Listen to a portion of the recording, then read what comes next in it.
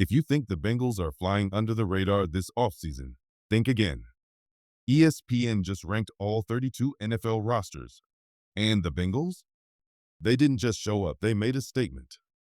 Before we dive into where Cincinnati stands and why it matters, do this one thing.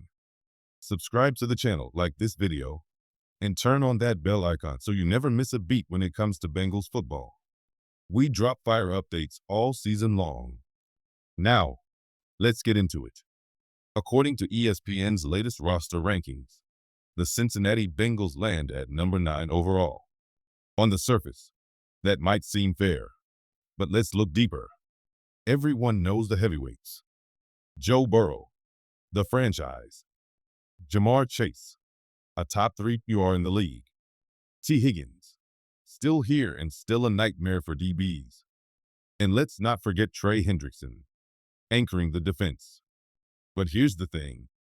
This roster has layers. ESPN broke it down by strengths, weaknesses, X factors, and even highlighted a non-starter to keep your eye on. And that's where the Bengals get really interesting. There's elite talent at the top, but there are still major questions about depth. And that's what separates contenders from champions. Let's be real. If your defense ranked near the bottom of the league last season, you've got no business being near the top in overall roster rankings. And that's exactly the situation the Las Vegas Raiders are trying to climb out of. But here's what makes the Raiders intriguing heading into this year. Raw talent with something to prove. ESPN's recent breakdown put them outside the top 10, and honestly, that's not surprising. Until this defense shows real progress, especially in pass coverage and third down efficiency, Las Vegas will remain in the show us category. Still, there are glimpses of a dangerous roster. ESPN labeled the Raiders' top strength as their wide receiver core, and it's hard to argue. With Davante Adams still playing like a top-tier WR1 and Jakobi Meyers stepping into a bigger role, this offense has firepower on the outside. Add in a developing tight end room and some speed options underneath, and suddenly you've got weapons that can stretch any defense thin. And while some analysts may argue quarterback could have been their strength, the truth is, the uncertainty at that position keeps it off the table. For now. But here's what's undeniable. Davante Adams is still a nightmare for DBs. He may not be getting the national spotlight like before, but his route running, physicality, and red zone presence are unmatched. Last year, despite instability under center, he still put up elite numbers, and he's hungry for more. So while the Raiders still have holes to fill, especially on the defensive side, they're not far off. And with the right leadership and execution, this team could surprise a lot of people. Let's call it what it is. Wide receiver is not just a strength for the Bengals. It's a weapon of mass destruction. With Jamar Chase and T. Higgins already commanding double teams, even a slight breakout from someone like Jermaine Burton or Andre Iosivas could push this offense into flat-out unstoppable territory. Don't be shocked if Iosivas takes a leap this year. He flashed toughness and clutch ability last season. And with defenses obsessed with Chase, the doors are wide open for someone like him to explode. But with all that firepower, there's one undeniable flaw in this roster, and ESPN nailed it. The secondary is the Bengals' biggest weakness. You could make an argument for the offensive line, sure, but when you dig into the depth and inexperience in the defensive backfield, it's clear the real concern is on the back end. Here's the reality. Mike Hilton and Von Bell are gone. No major reinforcements were brought in. You're leaning heavily on Cam Taylor-Britt, Dax Hill coming off a torn ACL, and young corners like DJ Turner II and Josh Newton, all with question marks. To make it work, you're banking on growth, not proven production. None of these players graded out as above average last season, per Puff. That's a red flag for a team with Super Bowl ambitions. Even guys like DJ Ivy and Marco Wilson, who have flashed at times, are going to need to step into bigger roles. The Bengals aren't just thin. They're hoping that Al Golden, their new defensive coordinator, can somehow bring it all together. And that's exactly why ESPN called Al Golden the Bengals' biggest X factor. And they're right.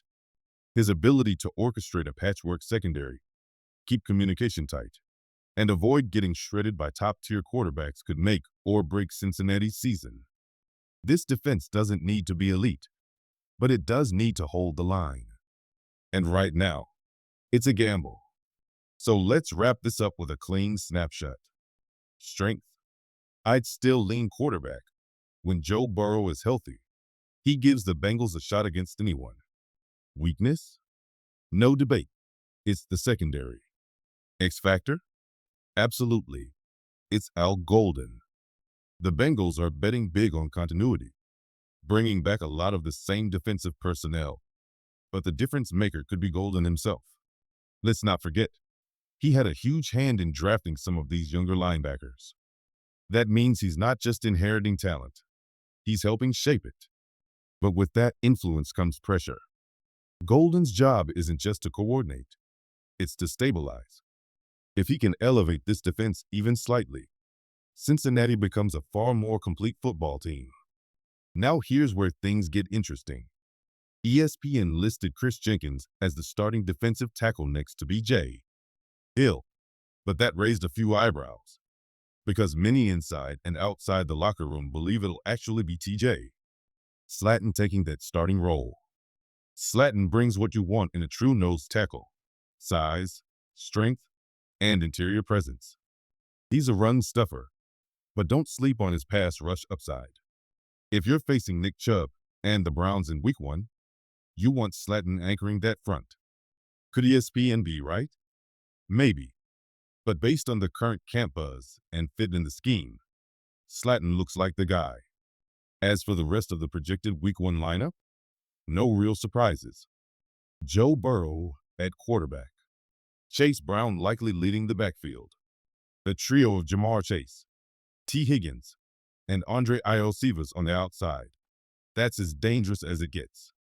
At tight end, expect a combo of Mike Gesicki and Drew Sample, a balance of receiving threat and blocking strength. Everything looks solid on paper. The real test? Execution, especially on defense. And that's where this season could rise or fall. When it comes to the Bengals' offense, the skill positions are locked and loaded. Burrow, Chase, Higgins, Iosivas, no debate. That group is set. But once you shift your eyes to the offensive line, things get murkier. And frankly, a bit more concerning. Let's start on the left side. Orlando Brown Jr. is cemented at left tackle. That's a given.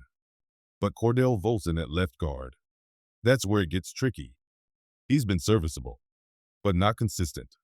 And there were stretches last season where he got pulled due to poor performance. That's why many believe rookie Dylan Fairchild, out of Georgia, could take over that left guard spot. He's powerful, technically sound, and comes from a program known for producing NFL-ready linemen. If he flashes early in camp, Volson might be looking over his shoulder. On the right side, ESPN projects Lucas Patrick and Cody Ford holding down the interior. But here's the truth. If Cody Ford is starting, it's likely not ideal. He's better suited as a swing lineman who fills in when needed. If he's in the top 5, it probably means someone underperformed or got hurt. Now, let's pivot to the defensive front. And again, we hit a curious spot in ESPN's projection. Chris Jenkins over TJ. Slaton at defensive tackle. Jenkins has upside, no doubt. But Slaton was brought in for a reason: to plug the middle, stop the run, and bring veteran toughness to a position that desperately needs it. If he's not starting Week 1, something went sideways. B.J. Hill is solid and returning with a new deal, so his spot is secure. But on the edge, things get even foggier. Ideally, your duo is Trey Hendrickson and Sam Hubbard, battle-tested veterans. But injuries and off-season movement have cast some uncertainty.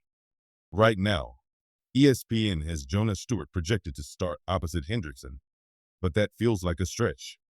Stewart hasn't proven he's ready to start yet, and realistically, Myles Murphy or Joseph Osai are more likely to take that role early in the season. Bottom line, the offensive line and edge rotation are far from settled. Training camp is going to decide a lot. If the Bengals want to make a serious playoff push, they'll need more than just Burrow and weapons. They'll need the trenches to hold their ground. And right now, that's still a question mark. Let's finish this off with the final stretch of ESPN's Bengals roster projection. And it's a mix of solid calls and a few surprising swings. Starting on the edge, Shamar Stewart is listed as a projected starter. But there's one problem. He's not signed yet. Until that happens, it's hard to pencil him in for anything. Even once he does, throwing a rookie right into a starting edge role opposite Trey Hendrickson seems premature. Honestly, Joseph Osai or Miles Murphy are better bets to start there early. They've got more experience, more snaps in this system, and more reason to be trusted in critical downs. Now over to linebacker. This is where things actually look spot on. Logan Wilson leads the room, as he should. He's the heart of the defense. But the real name to watch? Demetrius Knight. He's signed, sealed, and ready to go. This kid is flying under the radar right now. But don't be surprised if he turns into one of the most exciting pieces in that linebacker core. Alongside him, Oren Burks brings experience and a championship pedigree, exactly what this unit needs. As for the secondary, no major gripes here. You've got Cam Taylor-Britt, Dax Hill, DJ Turner too. That trio forms your backbone. You could debate Josh Newton sneaking into the rotation. And honestly, that might happen as the season unfolds. But here's the reality. They're all going to have to play. And play well. The biggest question mark? Dax Hill's health. He's coming off a torn ACL and expected to be ready for camp. But that's not a guarantee of performance. Cincinnati is banking hard on him to be their top defensive back. If he's not 100%, the secondary immediately becomes more vulnerable. And at safety, the Bengals made a clear decision this offseason. No big moves. They're running it back with Geno Stone and Jordan Battle. That's a calculated risk. There were veteran options available, and still are. But Cincinnati didn't bite. That speaks volumes about how much confidence they have in the guys already in the room, or maybe just how much they're rolling the dice.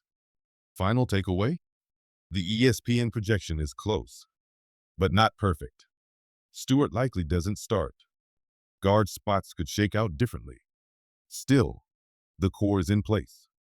If the O-line holds and the defense stays healthy, this team is a legitimate contender.